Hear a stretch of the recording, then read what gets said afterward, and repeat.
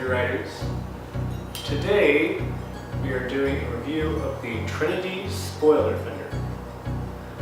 Gonna run through all the specs of this thing, some info about TRYNYTY for you, and then I'll let you know what I really think about this and who I think it might be for.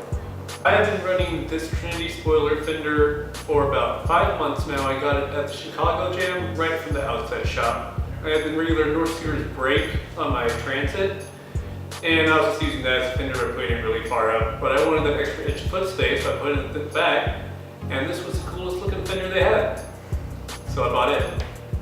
It was just by chance that it also happened to be compatible with every wheel and every deck. So it's future-proof mostly. Definitely looks kind of like a spoiler with the whole kind of wave back, all that kind of thing. It's very low. Due to that low profile of the spoiler, it's much lower than any other fender that I've seen. Because of that, it's more like riding brakeless than any other fender, which is really what you're trying to make it is most like. You want all that foot space that you get when you're brakeless, but you don't want to hit your wheel. And this is as close to that as you can possibly get. You can see all of your wheel. It's got the entire slit. You can go almost all the way to your wheel. I do wish more companies would do what they did with the Sweaty fender. Shout out to Sweaty Dan. I'm pretty sure that's what his name is on Instagram.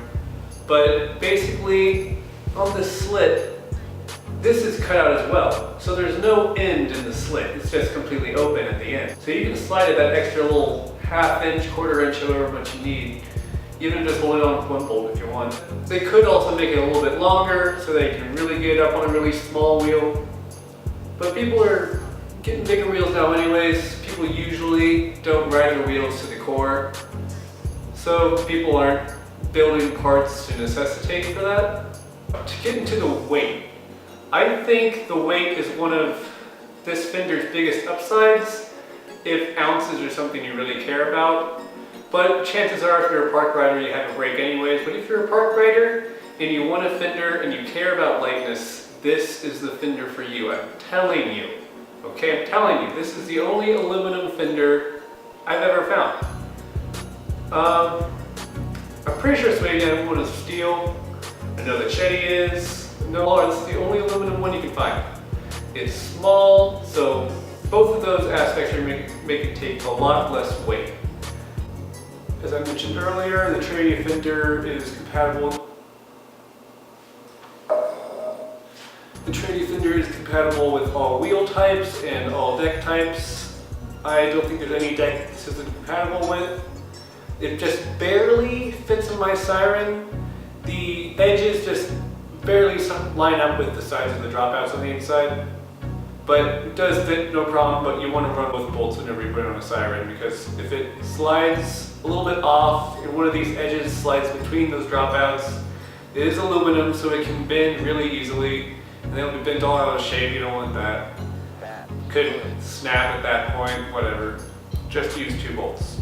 It only raises about 1 inch off of the table of the deck. It does allow you to still step on your wheel though. So in that sense, it's not the most protective fender. If you step on your wheel all the time, just like landing right on there, bending your ankle over it, that kind of thing, this might not be the fender for you. It's more just when you're scooting your feet back, it'll stop that. But the biggest issue that I have with this fender is that it can very easily tear your shoelaces up if you're not paying attention. Big loopy shoelaces, and they loop around here. You can see right here, this is a pretty sharp corner, and it can also loop around this sharp corner as well, and it'll just tear them up. It'll slice it a little bit more each time that it gets tangled there, caught on that little edge, because they didn't really smooth out the edges here at all, which is fine. It's not going to cut you or anything, but it does like to catch those shoelaces. I had to actually replace the shoelace on this shoe because it was nearer to the fender. These loops kept on catching on it. I mean, I guess you can just tie them up more, stuff them in your shoes, but if it's ever something you're not paying attention to, then they do like to tangle up on there and it'll just slice them right up, cut them right in half on the loop. when it catches all the way around, past this edge and this edge, like this, you got your foot right here, you bring it up to do a trick, and now it's just caught right in that fender. When you pull your foot up, your foot is stronger than the aluminum because people are stronger than this little piece of metal. And so it can bend it up pretty easily. You can just push it back down, but it's something that's going to wear on the aluminum with time, bending it back and forth a lot. That's not good for the metal. This is not only aesthetically pleasing, it's also subtle. It's almost barely noticeable because it's so low, all their colors seem to blend in pretty well, but it also has this style of minimalism to it. You're not going to notice the weight over brakeless because it's aluminum, at least I don't. Some with more astute taste to weight might. Aluminum fenders all the way. The length of the adjustability area for the fender is from the base of the fender to the end, 2 3/8 inches. I would measure the North Scooter's brake, but being that it just has these 3 bolts, it wouldn't really be, what's the word, relevant, because it has set measurements. You can't just slide it around. Aztec brake. So yeah, the Aztec brake does have a little bit shorter adjustability area. So yeah, I'd say about 2 1/8. 2 1/8 inches versus the 2 3/8 inches of the Trinity fender. This is an aftermarket fender, so it should be better anyway. But I can just feel the difference in a way just holding these around. This thing, just like throwing around paper. This is a heavy piece of metal. 3 ounces, I'm not getting tired here, but. Of course, we have the cowbell. Yeah, it just got one space right here. That's not a good place for you, tough shit. It's taking your foot space. It's gonna be way in the way and stuff. It's got these sharp edges right here that'll stab you. But just look at it, it's like looking at an old carbon Ghia or an old classic car. It's got that rear wheel covered up. Yes, you know, it just gets in the way, it's completely impractical, but just look at it. The roots of Trinity are not their own company exactly. They started within a Canadian-based scooter shop in Quebec called QC Scooters. That has been around for years. I've ordered from them before a couple times. 4 years ago, they started prototyping pegs, and they stayed prototyping for a long time.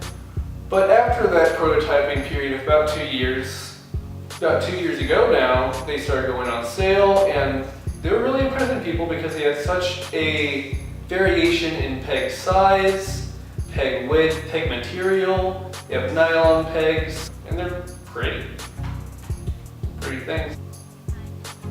It looks like a rock if the rock was on acid. That's the finish on their nylon pegs. So since they started making pegs, they've slowly come out with many other accessories for scooters. They've come out with wheels, they've come out with fenders, of course. So they just make a bunch of accessories. They make clothes. Most companies make clothes. It's a great way for people to buy your advertising for them.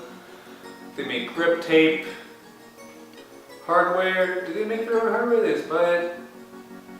Alright, yeah. So for their pegs, they have adapter kits so they can fit every deck, fork, combination, that kind of thing. They got stickers, that's it, that's all I need to know. They got stickers.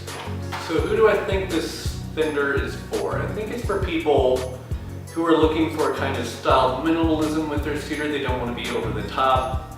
They care about lightness and functionality as well. You wish you could run brakeless, but you can't. Because your feet are just stupid. You have no idea where they are. Where the fuck are my feet? They're just, are they over there or are they on my deck? Are they gonna land on the wheel or are they gonna land on the head tube? Then you need a fender, and this is a fender if you wish you could ride brakeless. Well, a couple things to look out for.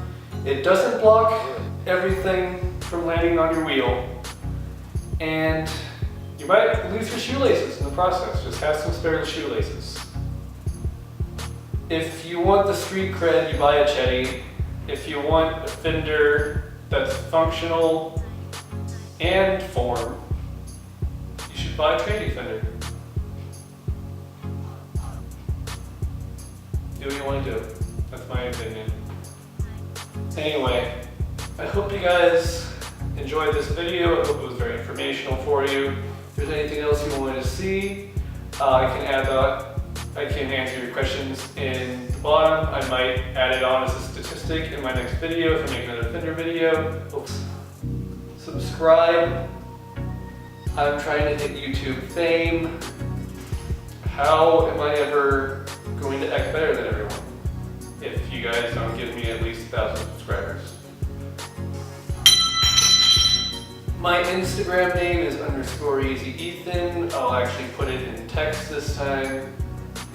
I hope you enjoyed my new angles. I hope you enjoyed my outfit changes for my, I have a outfit picker right over here. He's also a supervisor for the video. And I hope you enjoyed me struggling to get through these videos without taking a shit. Guys, have a good day.